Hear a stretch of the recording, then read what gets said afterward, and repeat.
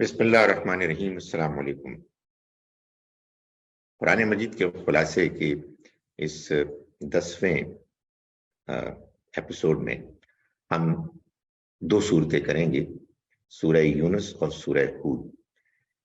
سورہ یونس سے قرآن مجید کی صورتوں کے تیسرے گروپ کا آغاز ہوتا ہے۔ اس گروپ میں 15 صورتیں ہیں۔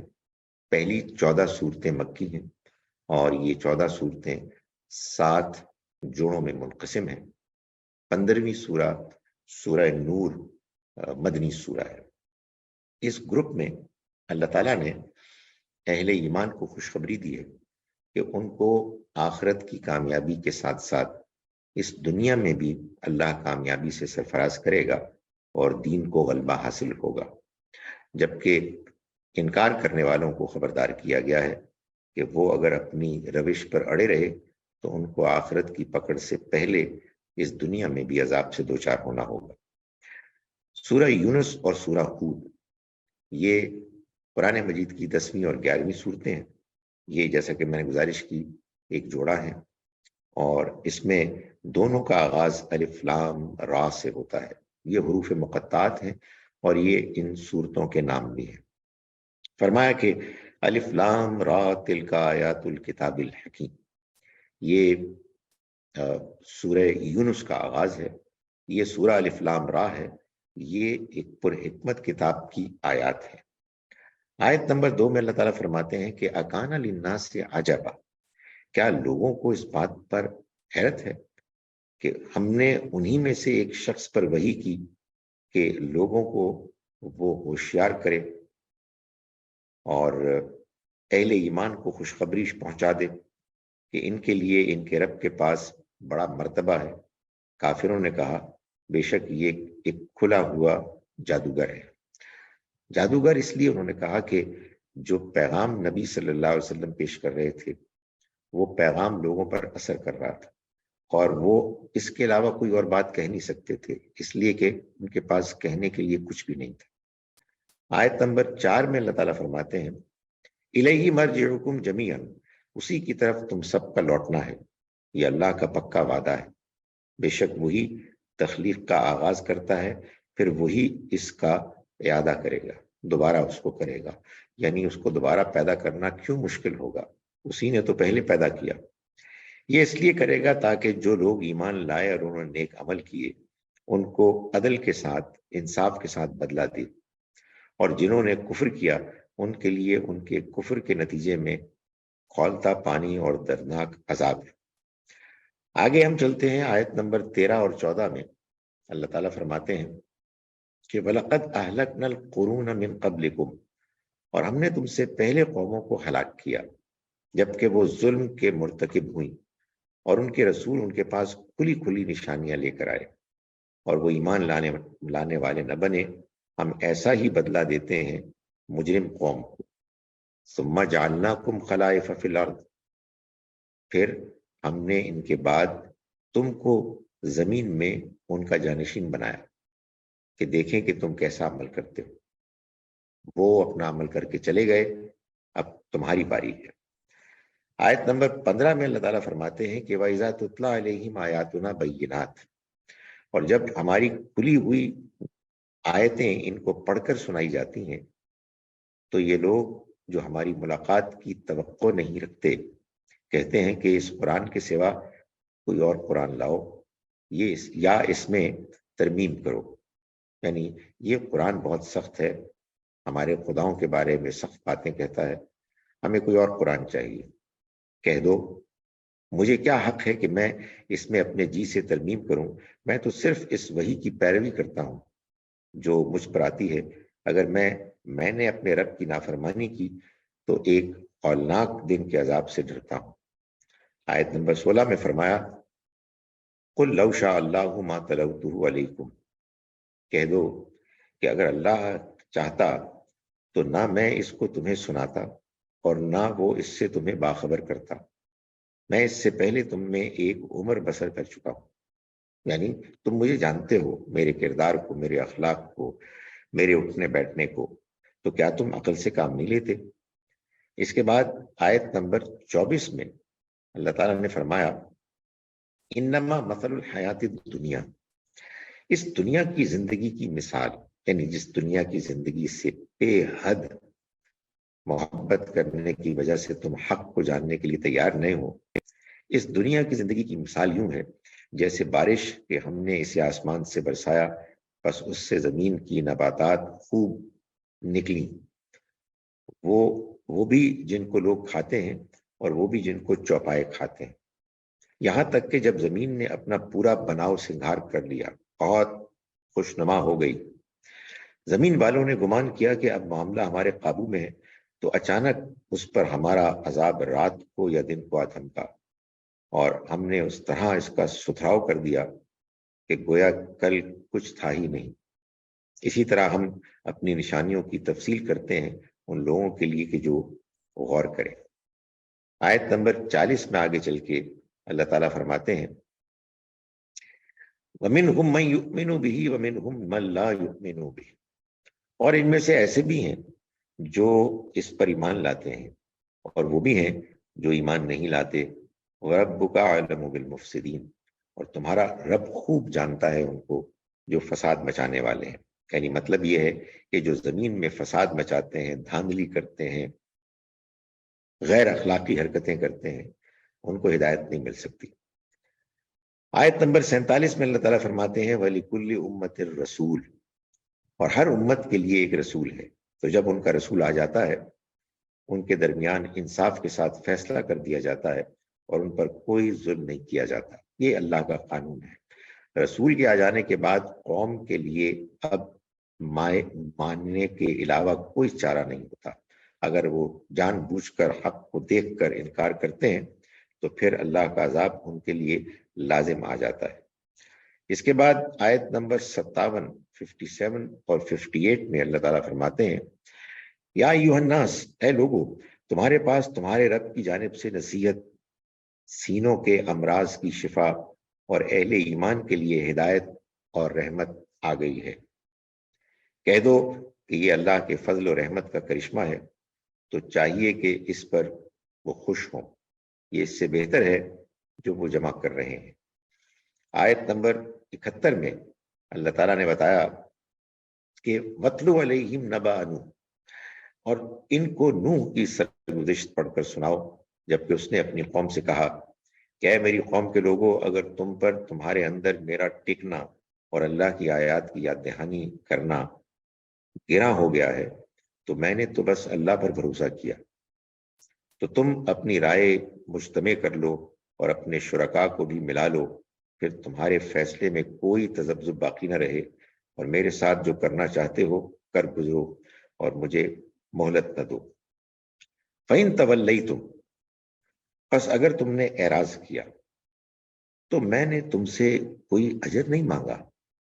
میرا اجر تو بس اللہ ہی کے پاس ہے، اور مجھے یہ حکم ملا ہے کہ میں فرما برداروں میں سے بنوں۔ تو انہوں نے اس کو جھٹلا دیا، تو ہم نے اس کو اور جو لوگ اس کے ساتھ کشتی میں تھے نجات دی اور ان کو جانشین بنایا،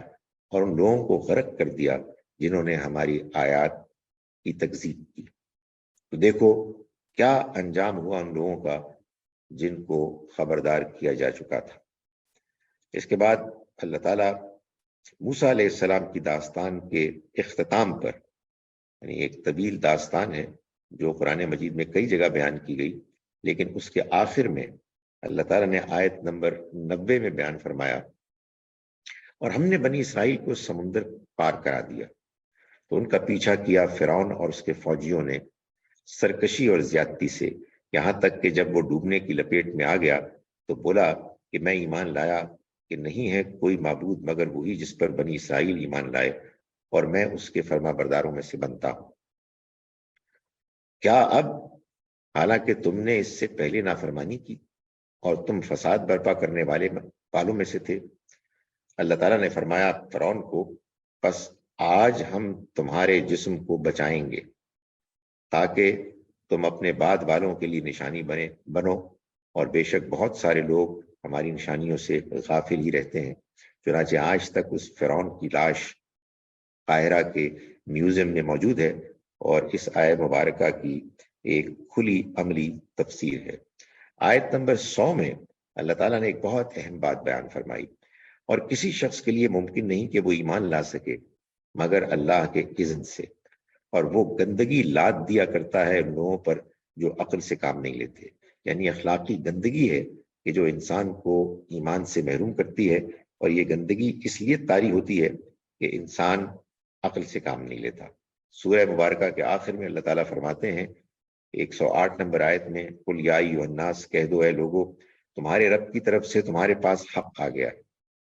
تو جو ہدایت قبول کرے گا وہ اپنے ہی لیے کرے گا، اور جو بھٹکے گا تو اس کا وبال اسی پر آئے گا، اور میں تمہارے ایمان کا ذمہ دار نہیں ہوں، اور تم پیروی کرو اس چیز کی کہ جو تم پر وحی کی گئی، اور ثابت قدم رہو یہاں تک کہ اللہ کا فیصلہ آ جائے، اور وہ بہترین فیصلہ کرنے والا ہے۔ اس کے بعد جیسا کہ میں نے گزارش کی، سورہ ہود ہے کہ جو اس سورہ مبارکہ سورہ یونس کی جوڑا سورہ ہے، اس کا آغاز بھی الف لام را سے ہوتا ہے۔ فرمایا اعوذ باللہ من الشیطان الرجیم، بسم اللہ الرحمن الرحیم، کتاب احکمت آیاتہ، یہ ایک ایسی کتاب ہے جس کی آیتیں پہلے محکم کی گئیں، یعنی مختصر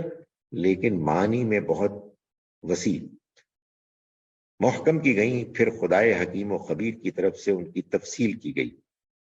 یہ قرآن مجید میں آپ کو ہر جگہ ملے گا،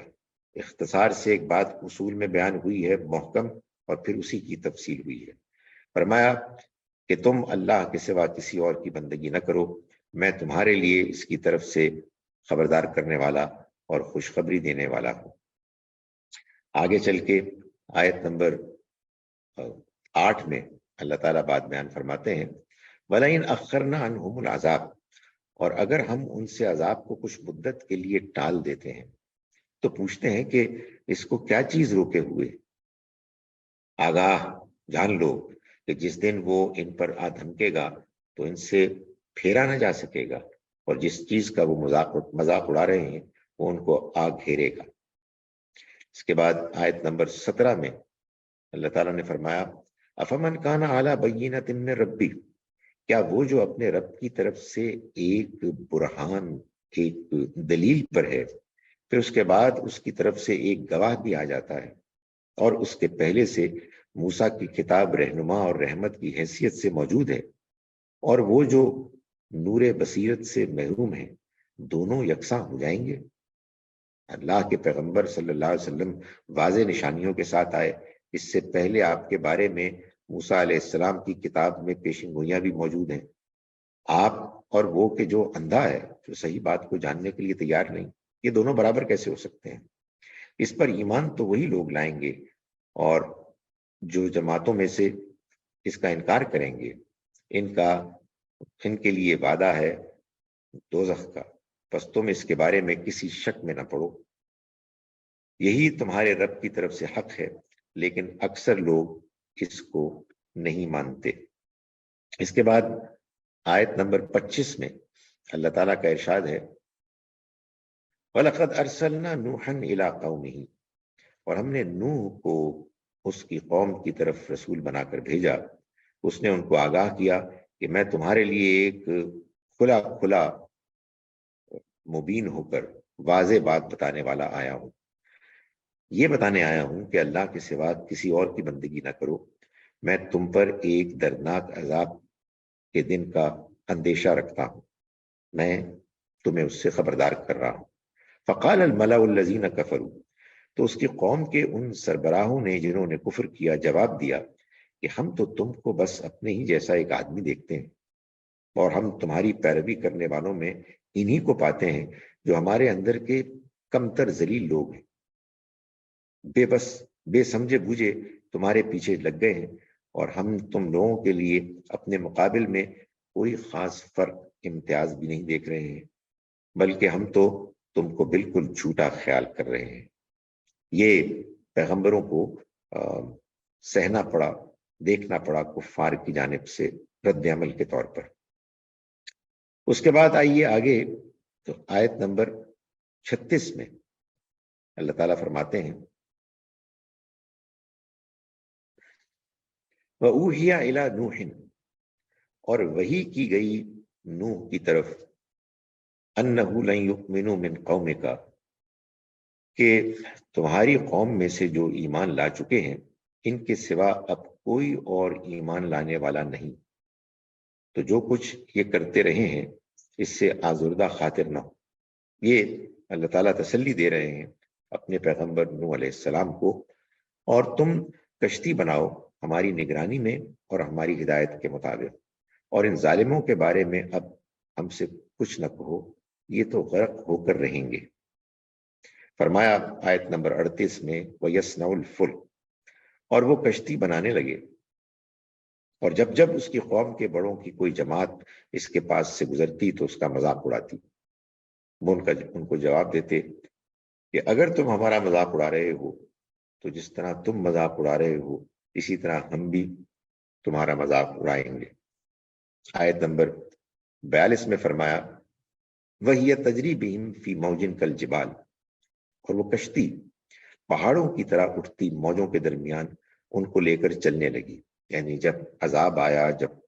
बारिश बरसी, जब एक बहुत पानी का सैलाब आके उस सरजमीन को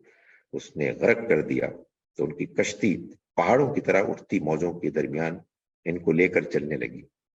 और नूह ने अपने बेटे को जो उससे अलग था आवाज दी, ऐ मेरे बेटे हमारे साथ सवार हो जाओ और इन काफिरों का साथ ना दो। काला सावी इला जबलिन यासिमुनी मिनल मा, वो बोला कि मैं अभी किसी पहाड़ की पनाह ले लूंगा जो मुझे पानी से बचा लेगा। नूह ने कहा, आज अल्लाह के अजाब से कोई बचाने वाला नहीं मगर वही जिस पर वो रहम फरमाए। और उन दोनों के दरमियान मौज हायल हो गई और वो भी गर्क होने वालों में से होके रहा। इसके बाद आयत नंबर 45 में अल्लाह ताला फरमाते हैं, मनादा नूह रब्बहू, और नूह ने अपने रब को पुकारा और कहा, ऐ मेरे रब, मेरा बेटा तो मेरे अहल में से और तेरा वादा पक्का है, यानी तूने तो वादा किया था कि तेरे अहल में से किसी पर अजाब नहीं आएगा और तू तमाम फैसला करने वालों से बढ़कर फैसला करने वाला है। जवाब दिया अल्लाह ने, ऐ नूह, वो तुम्हारे अहल में से नहीं, वो निहायत बुरे अमल करने वाला था। मुझसे इस चीज के लिए दरखास्त न करो जिसके बारे में तुम्हें कुछ इल्म नहीं। मैं तुम्हें नसीहत करता हूं कि तुम जाहिलों में से मत बनो। इसके बाद अल्लाह ताला फरमाते हैं कि क़ाला रब्बी इन्नी अऊज़ु बिका अन अस्अलका मा लैसा ली बिही इल्म, उसने कहा कि ऐ मेरे रब, मैं तेरी पनाह मांगता हूं कि तुझसे किसी ऐसी चीज की दरखास्त करूं जिसके बारे में मुझे कोई इल्म नहीं, और अगर तू मेरी मगफिरत न करेगा और मुझ पर रहम न फरमाएगा तो मैं नामुरादों में से हो जाऊंगा। इसके बाद आयत नंबर 39 में अल्लाह ताला का इरशाद है कि तिलका मिन अंबाइल गैबि नूहीहा इलैक,